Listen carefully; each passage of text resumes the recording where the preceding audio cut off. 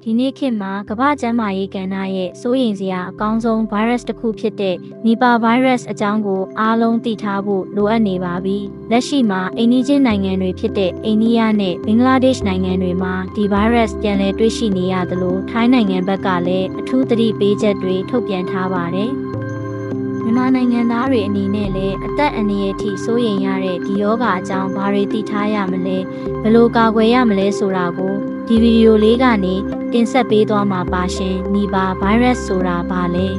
။ Nipah virus ဆိုတာတိရစ္ဆာန်ကနေလူကိုကူးစက်တတ်တဲ့ပိုးတစ်မျိုးပါ။အဆိုးဆုံးအချက်ကတော့ဒီရောဂါအတွက်တိကျတဲ့ကုသဆေးလည်းမရှိသေးသလိုကာကွယ်ဆေးလည်းယနေ့အထိမပေါ်သေးပါဘူး။သေဆုံးနှုန်းဟာ40%ကနေ85%အထိရှိနိုင်တာမို့တာမန်တုပ်ကွေးလိုလုံးဝပေါ်စလို့မရပါဘူးရှင်။ဘယ်လိုနည်းလမ်းတွေနဲ့ကူးစက်နိုင်တယ်လဲကူးစက်နိုင်တဲ့အဓိကလမ်းကြောင်း၃ခုရှိပါတယ်။နင်းတို့များမှတစ်ဆင့်ကူးစက်ခြင်းနင်းတို့တွေဟာတရက်သီးမာလကာသီးစတဲ့အသီးမဲ့တွေကိုစားတတ်ပါတယ်။နင်းတို့တွေဒါမှမဟုတ်အညစ်အကြေးတွေပေးကျန်နေတဲ့အသီးတွေကိုလူတွေကစားမိရာကနေကူးစက်တာပါ။နှစ်တိရစ္ဆာန်များမှတစ်ဆင့်ကူးစက်ခြင်းအထူးသဖြင့်ယောဂပိုးရှိတဲ့ဝက်တွေနဲ့ထိတွေ့မိရာကနေလည်းကူးစက်နိုင်ပါတယ်။၃လူအချင်းချင်းကူးစက်ခြင်းလူနာရဲ့တွေသွေးစီးစတဲ့ခန္ဓာကိုယ်ရည်တွေနဲ့အနီးကပ်ထိတွေ့မိရင်လည်းကူးစက်နိုင်ပါတယ်ရှင်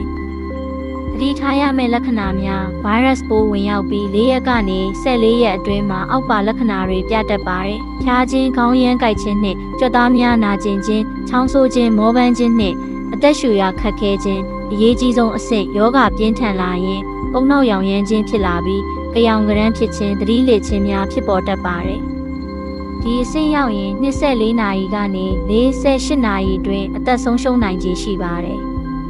ကိုဘယ်လိုကာကွယ်မလဲဆေးမရှိသေးတဲ့အတွက်ကာကွယ်ခြင်းသည်ကုသခြင်းထက်ပိုထိရောက်ပါတယ်။အသီးနှံများကိုဂရုစိုက်ပါနှက်စိတ်ရာလင်းနိုးကိုက်ရာပါတဲ့အသီးတွေကိုလုံးဝမစားပါနဲ့။အပင်အောက်ကြွေကျနေတဲ့အသီးတွေကိုလည်းမစားပါနဲ့။အသီးတွေကိုရေစင်ဆေးပြီးအခွန်နှွာစားပါ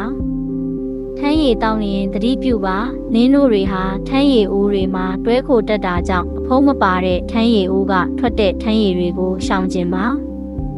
လက်ကိုမကြာခဏဆေးပါအစားမစားခင်နဲ့တိရစ္ဆာန်တွေနဲ့ထိတွေ့ပြီးတိုင်းဆက်ပြာနဲ့လက်ကိုသေချာဆေးပါလူနာကိုပြုစုလျင်သတိထားပါဖျားနာသူကိုပြုစုရပါကနှာခေါင်းစည်းတက်ခြင်းလက်အိတ်ဆွခြင်းစတဲ့တကူရေးတန်ရှင်းရေးကိုအထူးဂရုစိုက်ပါNipah virus ကကြောက်စရာကောင်းပေမဲ့ကျမတို့ရဲ့စင်ကျင်တုံတရားနဲ့ကာကွယ်မယ်ဆိုရင်100%ရှောင်လွှဲနိုင်ပါတယ်ရှင်။